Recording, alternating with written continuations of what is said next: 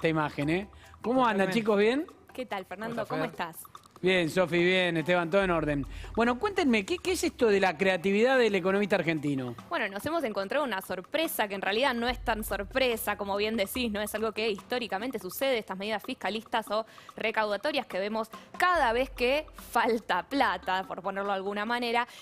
Inicio de esta semana nos encontramos con esta sorpresita de que, bueno, podrían llegar a subir los impuestos internos a los bienes electrónicos, ¿sí? Un 17% para los bienes importados y un 6,55% para los bienes ensamblados. ¿Qué entraría acá? Bueno, celulares, televisores, computadoras y algo muy preciado en el verano, los aires acondicionados. ¿Y por qué nos importa? ¿Por qué me importa a mí, a la persona que está viendo la tele en este momento? Bueno, porque una suba de impuestos de este tipo, ¿en qué terminaría? En un traslado a precios, es decir, en un encarecimiento de los productos. O sea, ¿se viene todo más caro de lo tecnológico entonces? Así es, Fer. El primer paso que hay que comentar es que esto fue un artículo que se incluyó en el presupuesto 2021, así que si se aprueba, empezaría a regir a partir del año que viene. Primero tiene que pasar por el Congreso, se va a debatir mañana el presupuesto en diputados, después va a pasar a senadores, y lo que advierten en las empresas es que, dado el contexto general, este aumento de precios, sea para bienes importados o para los ensamblados localmente, que tienen en su gran mayoría sus componentes son importados, sería un traslado directamente a precios. Lo que advierten es que también en un contexto de caída del poder adquisitivo de los salarios y caída del consumo y crisis en general, tampoco hay tanto margen para incrementar los precios aún más, teniendo en cuenta, como te decía, que tanto lo importado que se trae al tipo de cambio, el oficial, pero que se evalúa y que sigue el ritmo de devaluación del peso, como lo ensamblado localmente, que tiene gran componente de productos importados, tiene un ritmo de precios. Ahora vamos a comentar alguno de cómo se viene moviendo en los últimos meses. Entonces, que tampoco hay tanto margen para incrementar los precios. Lo que advierten en las empresas, en los fabricantes y los importadores es, como vos bien decías, esta medida que se incluyó medio de sorpresa. Los legisladores de la oposición no estaban al tanto de esta modificación, que no estaba cuando el Ministerio de Economía giró el proyecto de presupuesto al Congreso. Es que es una de las medidas fiscalistas más para intentar recaudar, aunque sea un poco más de este rubro, para cerrar ajustar un poco el déficit después de este año, la meta del 4,5%. Ahora, Sofi, ¿es un impuesto que puede pegar la vuelta? ¿En qué sentido pegar la vuelta, Fer? Claro, que lo van a cobrar a los productos tecnológicos, pero de determinada forma puede volver a las empresas tecnológicas. Exactamente, ahí va. Bueno, ¿a dónde va a ir ese dinero, no? A un fondo manejado por el Banco de Inversión y Comercio Exterior, el BICE, ¿sí? Que después va a ir a fondear pymes tecnológicas, que a su vez, paradójicamente, tienen que comprar estos componentes para, obviamente, trabajar, ¿no? ¿Qué empresa no necesita un monitor, una computadora, celulares para sus empleados? Bueno, todos estos bienes electrónicos finalmente son los que se van a encarecer, pero a la vez van a fondear a estas empresas. O sea, pega una vuelta un poco rara, ¿no? Claro, claro. Bueno, ¿y aparece algún otro impuesto sorpresa también o es lo que se descubrió hasta ahora? No, en el presupuesto lo que se incluyó, esto lo estuvimos analizando ayer, como te decía, son 40 artículos que se incorporaron. La oposición estaba analizando cómo responder a esta incorporación. Lo que se dispuso, entre otros factores, es que se incremente una tasa que se cobra a los vehículos de transporte de pasajeros o de carga, para tener también una tasa que se cobra una vez por año, que se incrementaría en el orden del 100%, también por encima de la inflación. Otro de los cambios que se comentó y que se tomó Estado Público es un incremento en los impuestos sobre los juegos de azar online, buscando también los juegos presenciales, tanto en el país como los que se hacen vía sitios del exterior. Todas pequeñas modificaciones que apuntan a incrementar los impuestos en algunos sectores, buscando, como decíamos antes, incrementar la recaudación el año que viene, en un año donde la meta del gobierno es, después de un 8% de déficit de este año, achicar esa brecha, y que la meta fijada por el gobierno es del 4,5% de déficit sobre el PBI. Ese es un poco el objetivo detrás de todas estas modificaciones que estamos comentando. Sofi, ¿esto viene a eliminar una medida que había tomado el gobierno Mauricio Macri? Exactamente, Bernardo, es así tal cual decís. A ver, esto con la reforma fiscal de 2017, recordarás, lo bajan a 0, ¿no? Y ahí el gobierno de Mauricio Macri emite un informe donde indicaba que desde 2016, cuando se anunció que iban a bajar estos aranceles, hasta cuando se hizo efectivo en 2017, las computadoras habían bajado hasta un 35% en su momento. Imagínate, ni siquiera habíamos pasado todas las devaluaciones que pasamos, ni teníamos la dispersión de precios que vemos hoy, ¿no? Porque tal vez en las grandes cadenas de electrodomésticos ves un poquito menos de stock o que tal vez no conseguís un repuesto, ¿sí? Pero después cuando vas al vendedor pyme, de pronto tiene que evaluarlos estos bienes al blue, porque cómo los repone ahí con el blue, ¿no? Entonces ahí tenés esa dispersión de precios que ves en los bienes electrónicos. En su momento, cuando el gobierno de Mauricio Macri dispuso esta baja de aranceles, bueno, obviamente tenía el objetivo de que las pymes, las personas que necesitaban estas herramientas pudieran acceder a ellas, porque las computadoras en la Argentina eran hasta un 120% más caras, medidas en dólares, que en otros países de la región, ¿sí? Entonces imagínense la diferencia que había de precios por la misma computadora en la Argentina que en Brasil, que en Chile, ¿sí? Llegaban hasta el 120% las diferencias. Esteban, ¿hay alguna previsión? Imagino que es prematuro igual, porque la medida recién sale y se pone sobre la mesa, pero ¿hay alguna, por lo menos, previsión de cuánto puede impactar en el traslado de precios porcentualmente? Lo que dicen los fabricantes y las empresas vendedoras que, como te decía, importan el producto terminado o los insumos para ensamblar localmente, es que todo ese traslado, sea del 6,55% o del 17% que se incorpora, iría íntegramente a precios, o tal vez no impacta de lleno el total de ese impuesto, sino que también se traslada en el resto de la cadena, por lo que decíamos antes, el margen de poder incrementar los precios y que no se afecte la demanda está muy acotado por el contexto de crisis que vive el país. Y ese es un poco el motivo de tasa. Hay que ver qué impacto tiene a nivel recaudatorio cuando las ventas vienen cayendo, cuando el stock se termina acumulando y cuando la variable que importa para este tipo de productos es el tipo de cambio, porque sea el bien importado o los componentes en su mayoría importados se guían al tipo de cambio oficial en un contexto de presiones devaluatorias e incertidumbre económica. Bueno, eso juega de lleno en los números del sector y, como decía Sofi, también termina impactando en un montón de empresas que usan computadoras u otro tipo de insumos, piezas, de componentes como bienes de capital para su producción. Entonces eso termina generando un impacto negativo en la economía en su conjunto. Y al consumidor le sumo un datito más, porque en el tema de celulares, por ejemplo, ya venía complicado, ¿sí? Acá había una oportunidad de pronto en los celulares en la Argentina, las paradojas que no deja este país cuando ves la brecha cambiaria. Al dólar oficial, medido al dólar blue, los celulares estaban hasta un 30% más baratos acá en la Argentina. O sea, al que hacía contrabando hormiga, que se lo traía de afuera, le convenía comprar acá, porque encima tenía financiamiento. Bueno, ahora dos cosas. El ahora 12 para celulares no está más, y en caso de que suceda finalmente este impuesto, que se aumenten estas alícuotas, ya esa brecha, esa ventajita se perdería, ¿no? Y ahí, hablábamos con mi compañero justo antes de entrar, es una lástima porque termina siendo una regresión finalmente. El que se puede ir de viaje lo consigue más barato y el que está acá en la Argentina lo consigue con esta sobrecarga. Bueno, y sobre eso iba.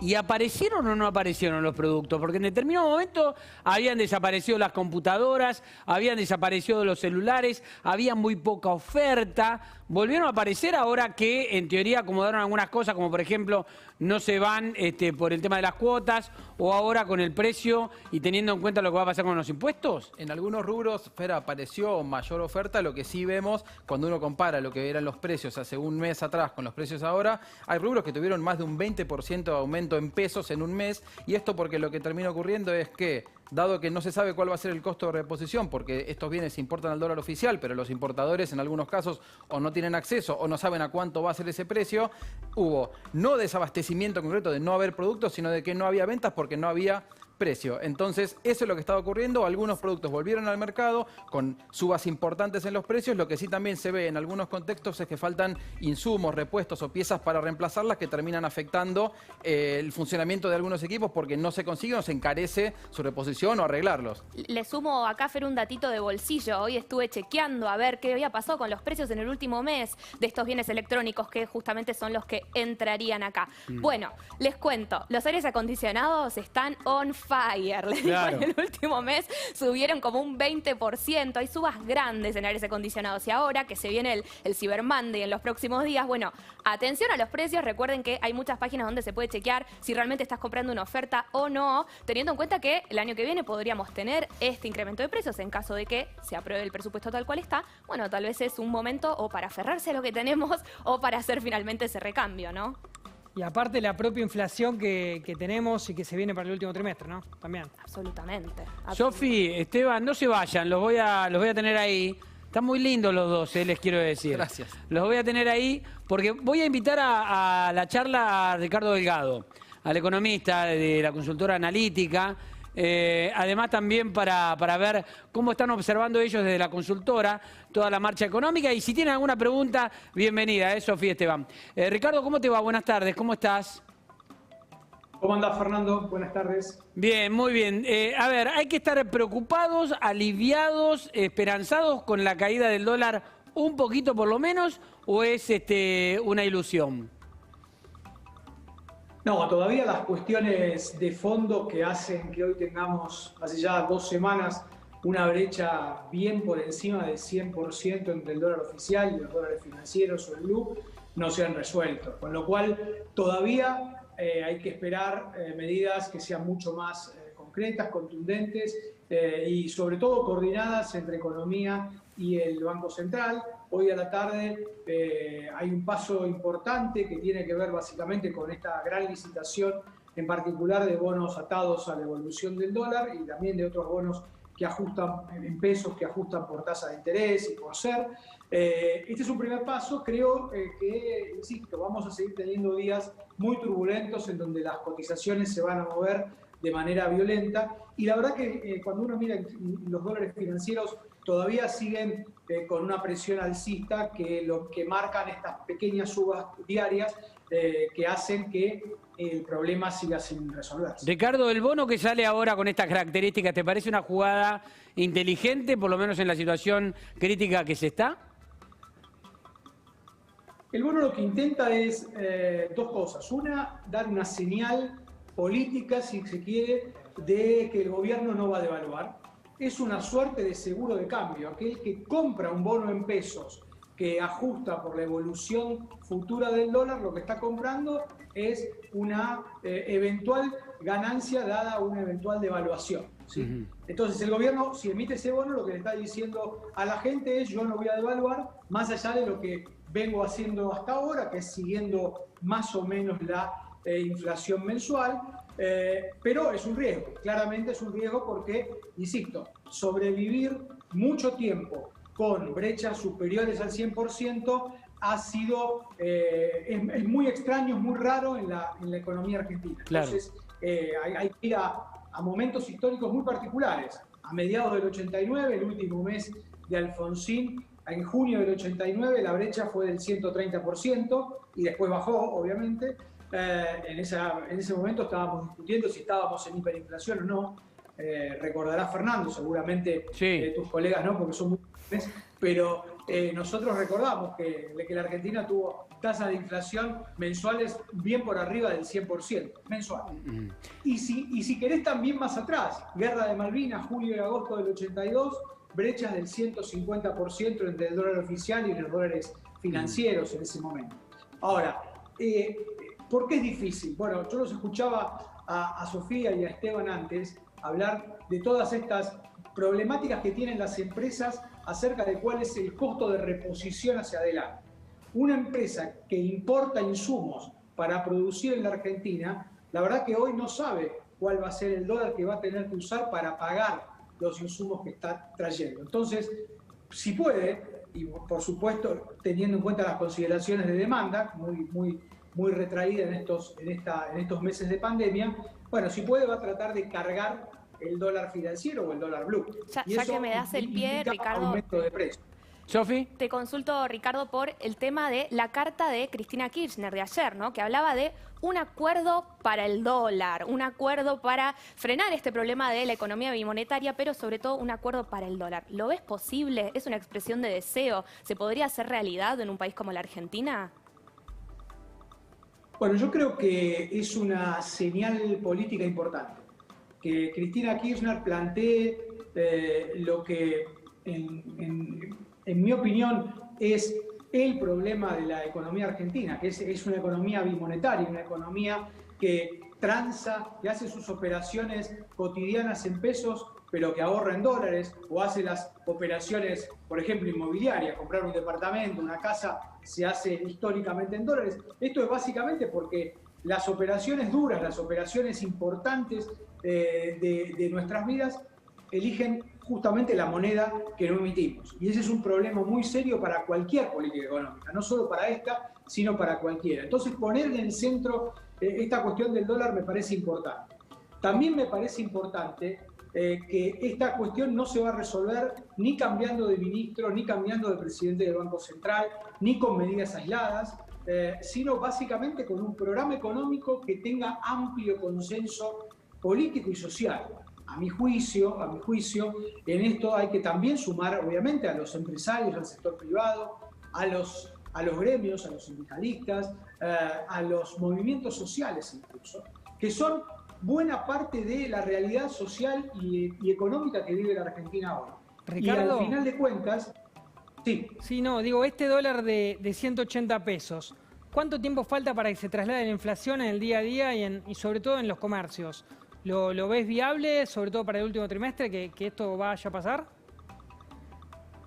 Sí, de hecho ya la inflación mayorista de septiembre está cerca del 4%. Eso uno sabe que cuando la inflación mayorista está en esos niveles, rápidamente se traslada a la minorista y esto es lo que vamos a empezar a ver a partir del mes de octubre. Esto no quiere decir que tengamos un fogonazo inflacionario violento. No vamos a tener tasas de inflación del orden del 10% mensual, para poner un número, pero ciertas, por supuesto, si esto se mantiene dentro de estos cauces complejos, pero manejables todavía, pero ciertamente no vamos a tener, es difícil que tengamos inflaciones menores al 3% mensual promedio de acá a fin de año.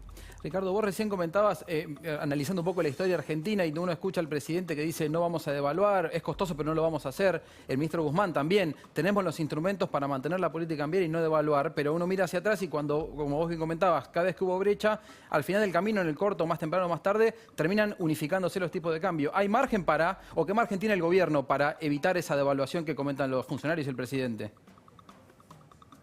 Bueno, yo creo que lo que hay que tener muy en claro es que la devaluación, y sobre todo una devaluación desordenada, definida básicamente por los mercados financieros, es el peor de los caminos para la Argentina. O sea, no hay ninguna razón objetiva, estructural de la economía argentina que diga que el dólar en la Argentina tiene que valer 160, 170, 180 pesos. Eso hay que sacárselo de la cabeza. Ahora, ciertamente vale eso. El punto es que ahí hay una crisis de confianza, un problema serio de expectativas acerca de la capacidad del gobierno de poder gestionar esta cuestión, que no es menor, claramente. Cuando discutimos el dólar es que estamos discutiendo básicamente la salud de la economía argentina. Y ese es el problema de fondo. Ricardo. Yo creo que se dejó pasar, Esteban, una gran oportunidad allá por finales de agosto, cuando se cerró el canje de deuda.